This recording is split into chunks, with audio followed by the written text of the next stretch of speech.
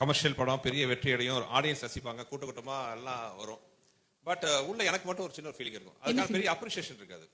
ஒரு good directors list போட்டோன்னு வைங்களேன், இவ்வளவு இட்டு கொடுத்துட்டு அது என் பேர் இருக்காது. அன்பே சிவம்னு ஒரு படம் போதும் சார். நீங்க அதான் சொல்றேன், நீங்க யாருன்னு சொல்றதுக்கு அன்பே சிவம் வேற சேனல் விஜய். நான் சொல்ல வரது அதான். என்ன பொறுத்தவரை cinema is a huge business. ஒரு லட்சக்கணக்கான பேர் இன்வால்வ் ஆகிற, அவங்க வாழ்க்கையை நிர்ணயிக்கிற ஒரு பிசினஸ் அது.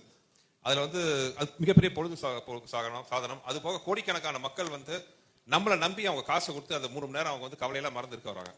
ஸோ அவங்களை நல்லபடியாக சந்தோஷப்படுத்தணுங்கிறது என்னோட பெரிய ஒரு ஆசை. பட் என்னதான் கமர்ஷியல் மூவின் டேக் இருந்தாலும் 30 வருஷமா கண்டினியூஸா பை காட்ஸ் கிரேஸ் அண்ட் மக்கள் ரசிகர்கள், அதாவது அவங்கள வந்து நான் மக்கள் ரசிகர்கள் சொல்ல மாட்டேன், தெய்வங்கள்னு சொல்லுவேன், அவங்களோட ஆதரவுல தான் நான் வந்து ஓடிட்டு இருக்கேன். ஆனா வந்து இப்போ கமர்ஷியல் ஓகே இவ்வளவு ஹிட் ஆனாலும் மனசுக்குள்ள ஒரு சின்ன இது இருக்கு. அதுக்கான ஒரு பொசிஷன் இன்னும் எனக்கு கிடைக்கலன்ட்டு. பட் அதை பத்தி கவலையும் படுறதில்லை. நான் என் கடன் பணி செய்து கிடப்பதே தான் என்னோட கொள்கை. உங்க பொசிஷன் என்னன்னா சார், இந்த பொங்கலை நீங்க தான் காப்பாத்துறீங்க சினிமா தியேட்டர்ல மக்களை என்டர்டைன்மெண்ட்டுக்காக. அதே மாதிரி போன சம்மர் வந்து பொங்கலுக்கு இது, போன சம்மருக்கு வந்து அரண்மனை.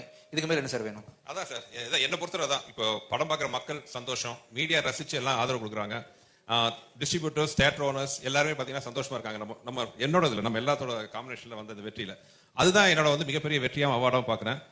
பை காட்ஸ் கிரேஸ் இன்னும் இந்த லிஸ்ட் நிறைய படம் வரணும்னு ஆசைப்படுறேன். ஆமா சார், அந்த பொசிஷன் இல்லைன்னா